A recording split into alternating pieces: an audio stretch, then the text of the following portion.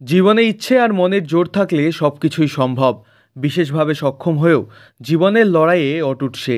পরিবারের দায়িত্ব নিজের ঘাড়ে তুলে নিয়ে রাস্তাঘাটে ধূপকাঠি বিক্রি করাই আজ তার পেশা।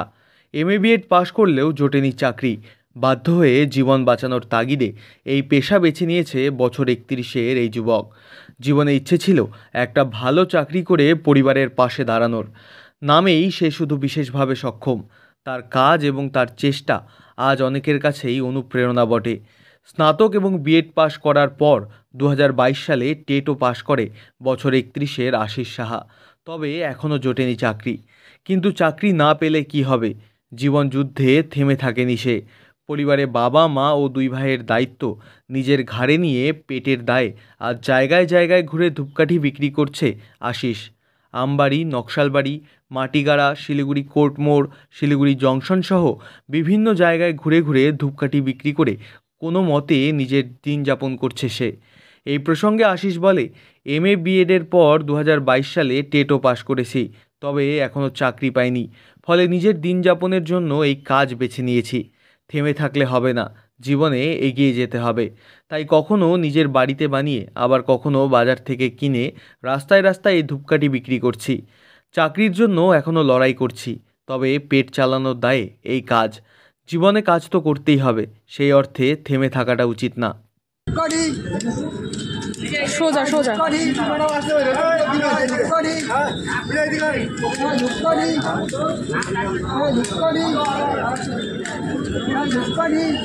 অ্যাকচুয়ালি ওই ফুলবাড়ির ঢাবটা মানে হচ্ছে ব্যাটালিয়ান। ওই তো প্রায় 2-2.5 বছর ধরে এই কাজ করছি আমি। মাঝে মাঝে নিজেরাও তৈরি করি, আবার মাঝে মাঝে দোকান থেকেও আনি।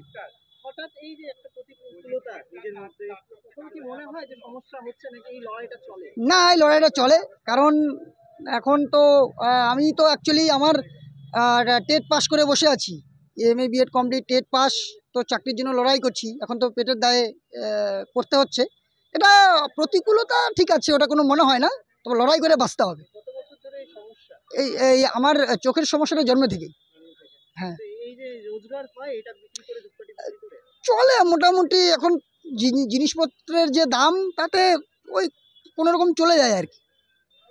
বিশেষভাবে সক্ষম শুধু নামে, তার কর্মকাণ্ড যেন সকলের মনে দাগ কেটে যায়।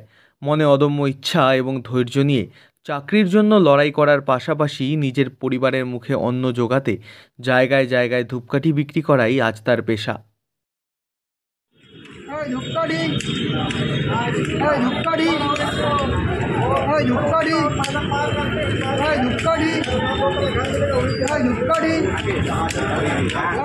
শিলিগুড়ি থেকে সুজয় ঘোষের রিপোর্ট, লোকাল 18 বাংলা।